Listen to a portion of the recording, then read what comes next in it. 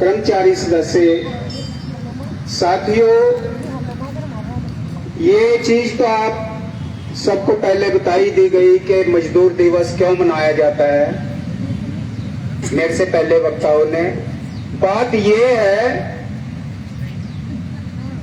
कि उससे हमने प्रेरणा क्या ली। मजदूर दिवस जिनके नाम से मनाया जा रहा है उनके संघर्षों से हमने क्या प्रेरणा ली। अगर उनसे हमने प्रेरणा ली हुई होती तो हम उठ के ना जाते। मजदूर दिवस आज ऐसे ही नहीं दुनिया में मनाया जाता। जिन लोगों को याद किया जाता है आज के दिन, उनके संघर्ष को देखो, उनके बलिदान को देखो। उन्होंने किस तरह के संघर्ष झेले, किस प्रकार के बलिदान दिए। पर आप तो 4 घंटे 2 घंटे के लिए बैठने के लिए भी तैयार नहीं हो, बलिदान तो क्या दोगे। जब तक कोई बलिदान नहीं दे सकता ना, तब तक उसके अधिकार सुरक्षित नहीं रहते। अधिकार उसी आदमी के सुरक्षित रहते हैं जो अपने संघर्ष से लड़ना जानता हो। सही कहा किसी ने, बलिदान ना हुआ सिंह का, भेड़ बकरियों को बलि पे चढ़ाया गया, टेढ़े मेढ़े पातर छोड़ के सीधों पे आरे चलाए गए। शेरों का कभी बलिदान नहीं होता। भेड़ बकरियां कटती हैं, मरती हैं जो है। अगर आपने भेड़ बकरियां ही बने रहना है तो कटोगे। अगर शेर बन के रहोगे कोई नेड़े नहीं आएगा। इस देश में 3 तरह की चीजें हैं, राजतंत्र, लोकतंत्र और जनतंत्र। अब इनके भाव भी अलग अलग हैं।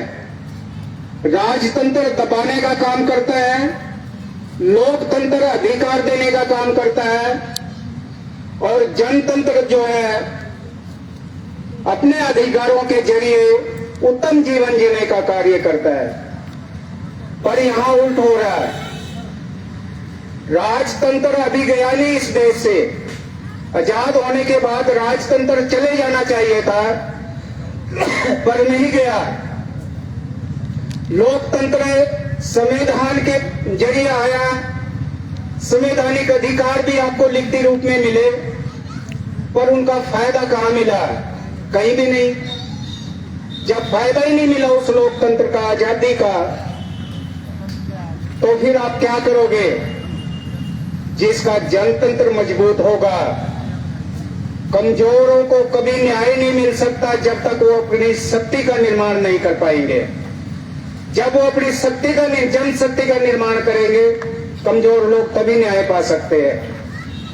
ना तो आपके पास पैसा है, ना आपके पास कोई ऐसा बिजनेस है नौकरी के अलावा कि आप अपना गुजारा कर सको। और जो आपके पास नौकरी है वो भी एक गुलामी में थोप दी गई। साथियों, अगर आपका जमीर जिंदा है, ठेकेदारी प्रथा की जो नौकरी है, प्रशासन को मजबूर कर दो इसे बंद करवाने के लिए। ये एक गुलामी की प्रथा है।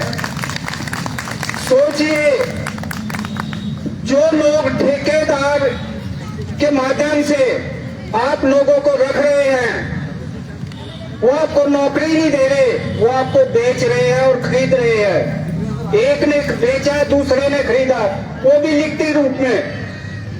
चंडीगढ़ प्रशासन नियम बनाता है ठेकेदारी प्रथा के, टेंडर बनाता है, लेकिन उसे ये नहीं पता आर्टिकल 13 के तहत वो एक अपराध कर रहा है। देशद्रोह का अपराध है ये। अगर आप लोग जागरूक हो इस बात के बारे में, तो चंडीगढ़ प्रशासन नहीं, केंद्र सरकार भी जेल में जा सकती है, क्योंकि ये एक बहुत बड़ा अपराध है। ठेकेदारी प्रथा किसी भी किस्म से मनुष्य और महिलाओं पे नहीं लाई जा सकती। साथियों, ऑल कंट्रेक्चुअल कर्मचारी संघ एक ऐसा गुलदस्ता हमने बनाया था जिसमें गुलाब का फूल भी है, गेंदे का फूल भी है, चमेली का फूल भी है, और जो रात की रानी का फूल रात को खिलता है वो भी है। वो कौन सा फूल है रात की रानी का? जब यहाँ से मीटिंग खत्म होके जाएगी, जो लोग नहीं आए ना वो फोन करेंगे हमें, क्या हुआ जी? वो रात को खिलते हैं, तो वो फूल भी है इसमें। तो साथियों, ऑल कंट्रेक्चुअल कर्मचारी संघ के जो पदाधिकारी हैं वो तो अपना काम बाखूबी कर रहे हैं आप लोगों के हकों के लिए, पर आप उनका सहयोग नहीं कर रहे हैं।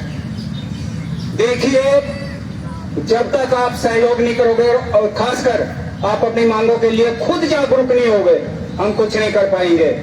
अकेली लकड़ी ना जले, ना बन में उजाला हो, भाई लक्ष्मण को मार के राम के लाओ। साथियों, अकेली लकड़ी कभी भी उजाला नहीं कर सकती।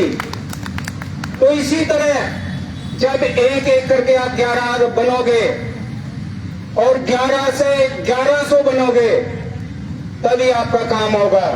चंडीगढ़ प्रशासन हो, चाहे केंद्र सरकार हो या राज्य की सरकार हो, वो आपको इसी तरह गुलाम बना के रखेगी। अगर इस गुलामी से छुटकारा पाना है तो आपको